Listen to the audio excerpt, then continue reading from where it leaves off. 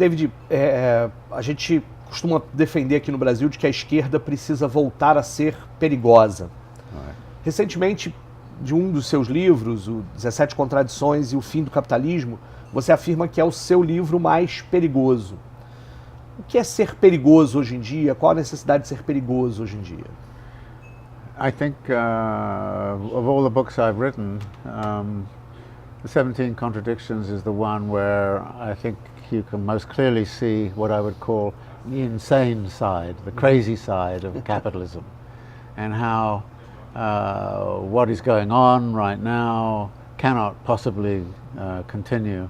And we see it in our daily lives, but we have no really good analysis as to where this is coming from.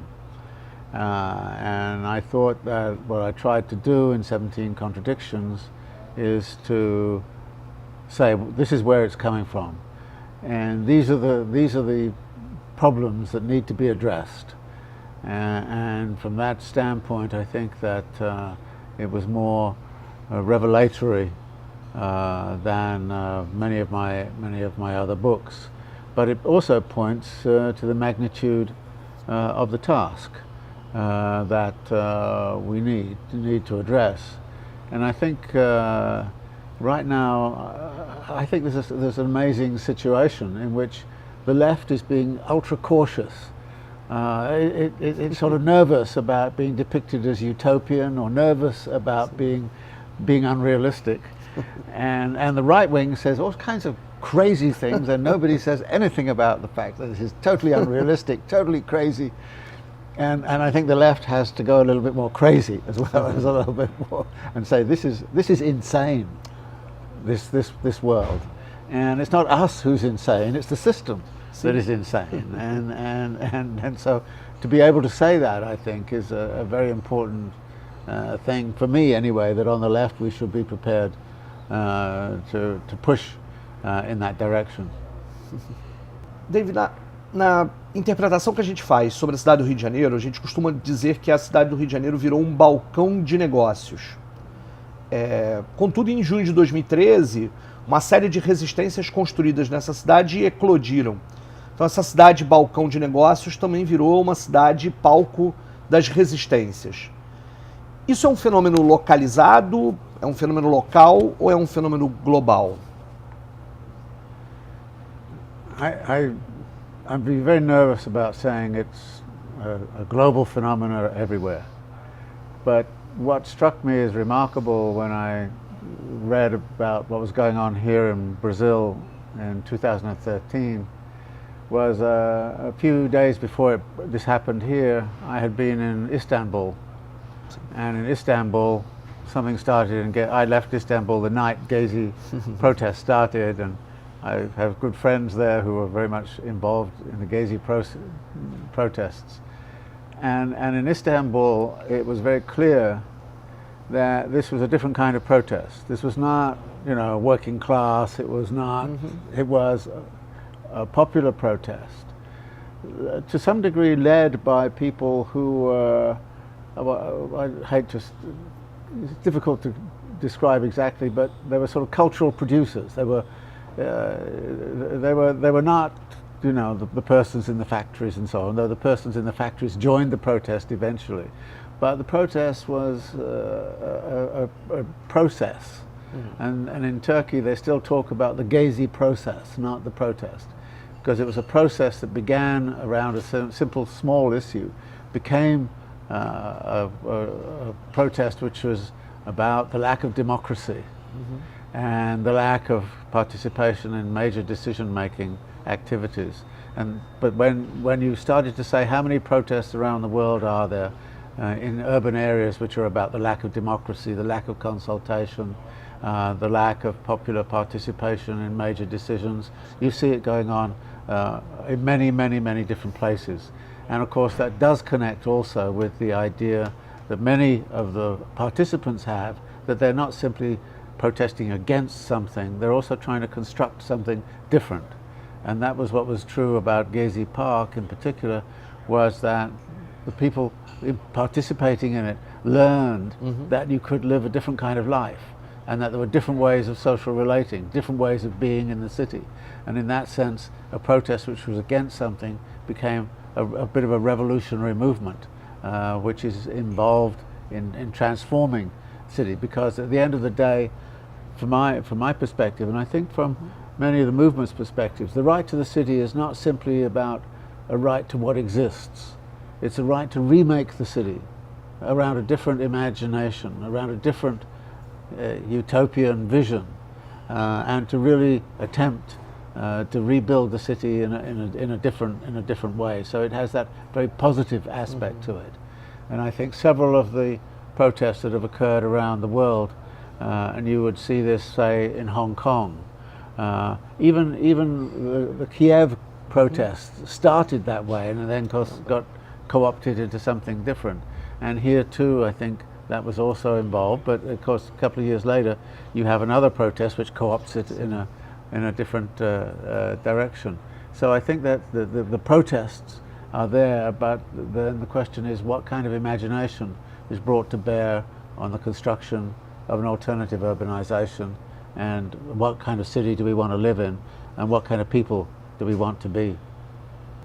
David, você utiliza muito, tem utilizado os conceitos de cidades rebeldes e espaços de esperança para tratar das lutas urbanas contemporâneas. Explica para a gente um pouquinho melhor esses conceitos. Well, as I think of capitalism, I always think of something that is permanently revolutionary. It's constantly changing. It cannot reproduce itself without changing and without growing. And that process always creates fissures, it creates cracks, it creates uncertainties. And I think therefore sometimes we have an imagination of capitalism as something that's monolithic and totally oppressive. But it's not. It's fractured and it's open. And I think, however, the left has to recognize that what was a crack in the system 50 years ago is not anymore. And they have to look for the new, and we have to be very flexible. Because again, one of the strengths of capitalism is its flexibility, its ability to move around, its ability to innovate. And I think the left, in some ways, has to be as innovative and as flexible as capital if it's going to win. And the left is often very kind of stagnant. And when I talk about spaces of hope, I'm talking about, okay, right now we have to ask ourselves, where are the cracks in this whole system? Well, the financial stuff is a disaster, and you can see it coming. The many qualities of urban life have reached a peak. For example, what to do about the automobile in the city. I mean, you sit in traffic jams in Sao Paulo enough to know that if traffic density increases 50% over the next 10 years, this is going to be a disaster. So there are these sorts of cracks and problems in the city, and the environmental issues and things of that kind. So we need to explore those and create spaces of action and spaces of activity that take these cracks and sort of push them open and change the direction of the evolutionary configuration. And so I would like the left in particular to be more rebellious. But be rebellious in a subtle kind of way, because clearly right now the militarization of police power and urban control is a real serious problem which limits the possibilities of rebellion in the sense you might have thought of it back in the 19th century. So you have to think of a different kind of rebellion, and you see that in for example, some of the hackers who get into the system and can really do some damage to the system. You can see it in some of the ways in which the capital now is highly dependent upon connective chains and instantaneous, so that if you cut that, for instance, the tremendous power that now exists in the transport and delivery, if all the delivery drivers in New York City went on strike and decided they were not going to deliver anything, the city would starve in about a week. I mean, it is a tremendous power.